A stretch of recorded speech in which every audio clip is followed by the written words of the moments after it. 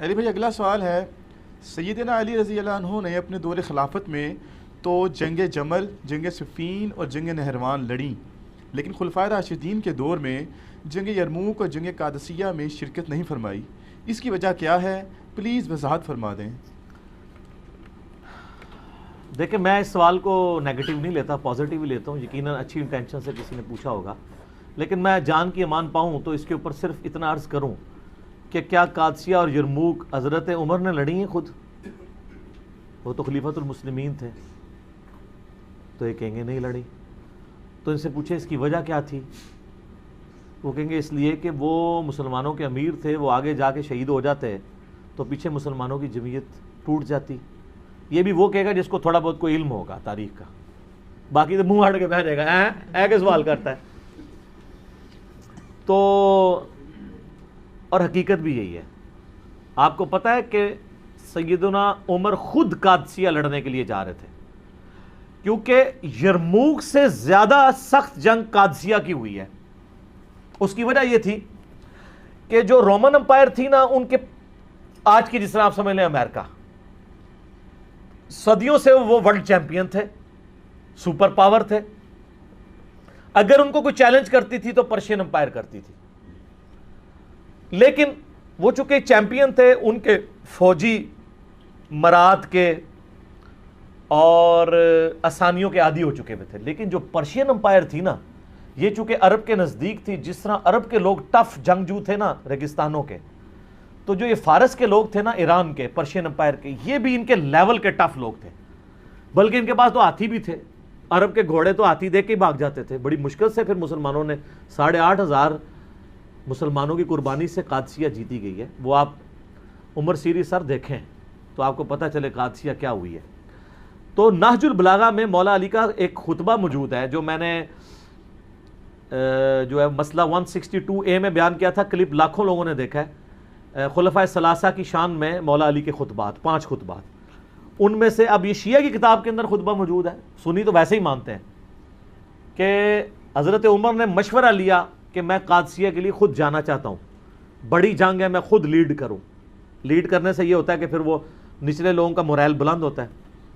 تو حضرت علی نے آ کے ان کو سمجھایا، اور بڑے زبردست الفاظ ہیں، ورڈ بائی ورڈ میں نے اس میں پڑھے ہیں نہج البلاغہ سے۔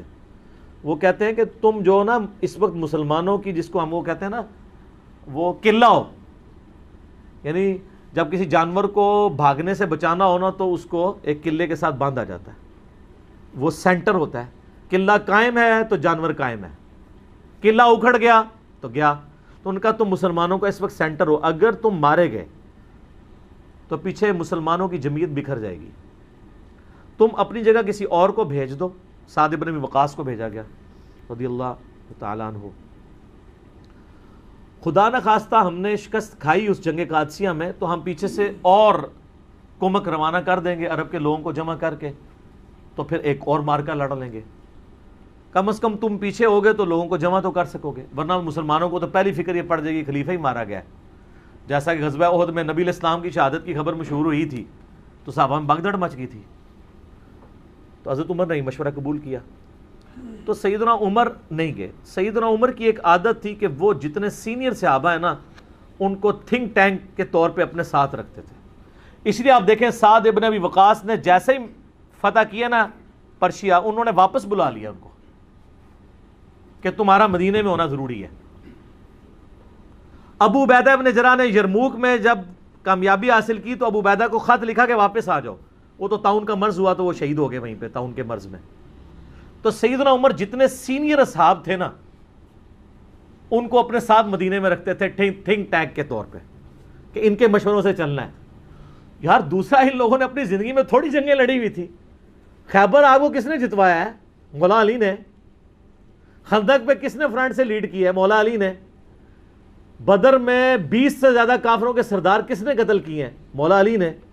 احد میں بھی۔ تو اتنی جنگیں تو لڑ چکے ہوئے تھے۔ خلفائے راشدین کے دور میں ان کا جنگ لڑنا کوئی ضروری نہیں تھا، ان کی تو پوری زندگی جنگوں سے عبارت تھی۔ اپنی زندگی کا گولڈن پیریڈ انہوں نے جنگوں میں، یار جوانی تو سب کو پیاری ہوتی ہے۔ حضور کی وفات کے وقت حضرت علی کی عمر پتہ کتنی تھی؟ 34 سال، اور جتنی آپ جنگی کارنامے سنتے ہیں وہ 34 سال سے پہلے کے تھے. میری 42 سال ہونے والی ہے, آپ اندازہ کر لیں. 34 سال میں خیبر ہو چکی ہوئی ہے. تو خیبر کب لڑی گئی؟ جب حضرت علی کی عمر 28 سال تھی. آلموسٹ 28 سال کی عمر میں انہوں نے ابن عبد الود کو قتل کیا, جو 100 بندوں سے اکیلا لڑ لیتا تھا. مرہب کو قتل کیا ہے خیبر میں, ابن عبد الود کو خندق میں, اور خندق تو اس سے بھی پہلے ہوئی ہے. تو حضرت علی چونکہ تھنک ٹینک تھے, یعنی انٹیلیجنشیا آپ کہہ لیں. حضرت عمر کے دور میں چیف جسٹس تھے حجاز کے, کوفے کے چیف جسٹس ابن مسعود, شام کے چیف جسٹس ابو درداء, اور مدینہ میں چیف جسٹس مولا علی. تو وہ تو ایک مین پوسٹ کے اوپر تھے, اس لیے جنگیں نہیں لڑی. اب رہ گیا کہ وہ بعد میں جنگ جمل صفین نہروان کے لیے کیوں چلے گئے؟ وہ اس لیے چلے گئے کہ اس وقت مسلمانوں میں ہی 2 گروہ بن گئے تھے. حق ایمبیگوس ہو گیا تھا, مبہم ہو گیا تھا. اس کے لیے ضروری تھا کہ حضرت علی خود میدان جنگ میں اترتے, تاکہ لوگوں کو یقین آ جاتا کہ اگر حضرت علی باغیوں کے خلاف قتال کر رہے ہیں جنگ جمل صفین اور نہروان میں, تو یہ قتال حق پہ مبنی ہے. کسی کو بھیجتے تو لوگوں نے کہنا تھا یار ادھر سے تو حضرت عائشہ اور طلحہ اور زبیر آ گئے ہیں رضی اللہ عنہم اجمعین وعلیہم السلام اجمعین, ادھر سے عمار بن یاسر چلے جاتے تو لوگوں نے کہنا تھا یار وہاں تو حضور کی بیوی ہیں, اتنے جیے سے آبا ہیں, چلیں عمار بن یاسر سیدہ عائشہ کے علاوہ باقیوں سے تو تگڑے تھے, لیکن پھر بھی لیکن مولا علی خود جاتے تو پھر اس میں, ورنہ تو جنگ جمل ہار جانی تھی انہوں نے اگر حضرت علی خود نہ جاتے. عبداللہ ابن سلام ویسے گھوڑے کے آگے آگے کھڑے ہو گئے تھے, کہا تھا امیر المومنین آپ کو مدینہ نہیں چھوڑنا چاہیے, مجھے خطرہ ہے آپ مدینے سے نکل گئے پھر قیامت تک دارالخلافہ مسلمانوں کا مدینہ نہیں بنے گا. حضرت علی کو بھی اس بات کی, لیکن انہوں نے کہا کہ بات یہ ہے کہ اگر میں نہیں جاؤں گا تو یہ جو فتنہ ہے یہ اس سے بڑا فتنہ ہے جس کو دبانا ضروری ہے. تو پھر سیدنا علی وہ کہتے ہیں جی کوفے دارالخلافہ شفٹ کر دیا تھا. آپ مدینے میں رہنے دیتے تو مدینے میں رہتے نا. قصاص عثمان کے لیے آپ مجھے پاکستان میں بتائیں, یہاں پہ بھی دھرنا دینے والوں کو اتنی تمیز ہے کہ دھرنا کدھر دیتے ہیں؟ پشاور میں دیتے ہیں, کراچی میں, اسلام آباد میں.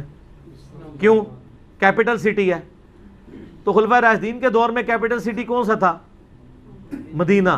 لیکن دھرنا دینے والے بصرہ اور کوفہ پہنچ گئے, 1000 کلومیٹر دور, کہ ہم خود بدلہ لیں گے, قانون کو ہاتھ میں لیں گے. تو پھر حضرت علی کی مجبوری تھی کہ آپ بھی ادھر چلے جاتے. پھر کوفہ ایک فوجی چھاونی تھی جہاں سے سب کو کنٹرول کیا جا سکتا تھا, رومن امپائر کو بھی جو گر چکی تھی اور پرشین کو بھی, وہ سینٹر میں. اس لیے حضرت عمر نے اپنے دور میں سے فوجی چھاونی ڈکلیئر کیا تھا. بہرحال پھر حضرت علی کے جانے کی وجہ سے یہ معاملات سیدھے ہوئے, تو ان کی مجبوری تھی جانا, ورنہ لوگوں کے لیے معاملات ایمبیگوس ہو جانے تھے. آج تک نہیں لوگوں کو سمجھ آ رہی. تو اس زمانے میں جنہوں نے لڑنا تھا انہوں نے کیا لڑنا تھا؟ صحیح بخاری میں موجود ہے نا, حضرت عمار بن یاسر کو مولا علی نے بھیجا. بخاری کے الفاظ ہیں, وہ ممبر کی نچلی سیڑھی پہ بیٹھے اور حسن ابن علی کو اوپر والی سیڑھی پہ رکھا تاکہ سب لوگ دیکھ لیں جنتی نوجوانوں کا سردار بیٹھا ہوا ہے, مولا علی کا بچہ. اور کہا لوگو اللہ نے تمہیں آزمایا ہے, ایک طرف دنیا اور آخرت میں تمہارے نبی کی بیوی ہیں, رسپیکٹ کم نہیں کی, آخرت جنت میں بھی عائشہ حضور کی بیوی ہیں, لیکن اللہ نے تمہیں آزمایا ہے کہ تم عائشہ کی اطاعت کرتے ہو یا اللہ کی اطاعت کرتے ہو, کیونکہ اولو الامر منکم اس وقت مولا علی ہیں اور ان کی اطاعت اللہ کی اطاعت ہے. اطیعوا اللہ واطیعوا الرسول واولی الامر منکم. تو جب یہ سینیریو ہو, اس وقت مولا علی کی مجبوری تھی وہاں سے نکلنا. اور آپ دیکھیں انہوں نے بعد میں پھر کوئی ان کے ساتھ زیادتی بھی نہیں کی. جمل میں جو دوسری طرف سے مرے ان کے جنازے بھی پڑھائے ہیں, ان کی عورتوں کو لونڈیاں نہیں بنایا, خود سیدہ عائشہ کو عزت اور احترام کے ساتھ وہاں سے رخصت کیا.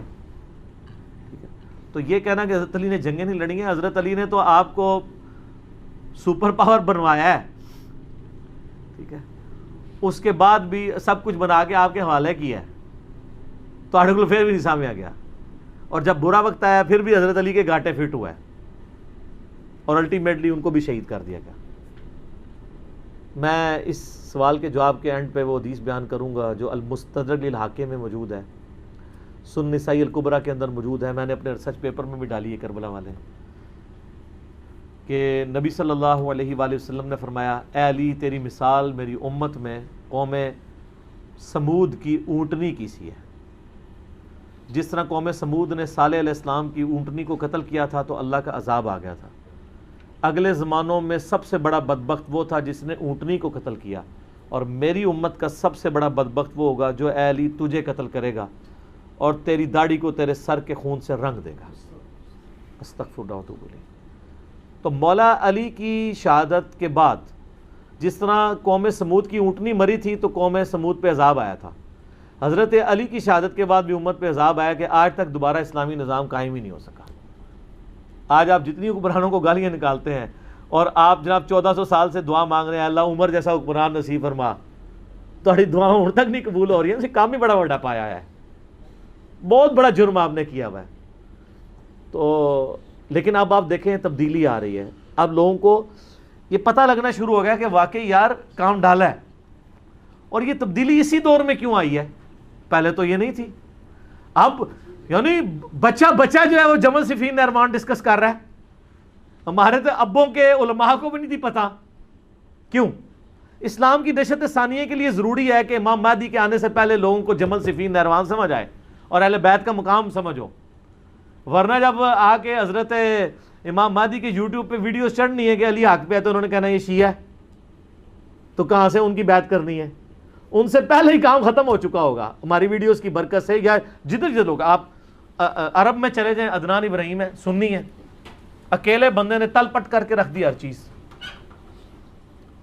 صحیح فصیح اللسان عربی زبان میں ان کی ویڈیوز رکھی ہیں، انگلش سب ٹائٹل میں آپ کو ملیں گی، حالانکہ ٹائی لگاتا ہے وہ بندہ، فلسطین کے پناہ گزین کیمپوں میں اس کی پرورش ہوئی ہوئی ہے، دنیاوی طور پہ بھی وہ پی ایچ ڈی ہے۔ اور آپ ذرا خلافت و ملوکیت کے اوپر، وہ تو مودودی صاحب کو کی کتابوں کو کوٹ کرتا ہے، الخلافہ والملک، آپ بتا عربی میں ترجمہ ہوا ہے خلافت و ملوکیت کا الخلافہ والملک کے نام سے۔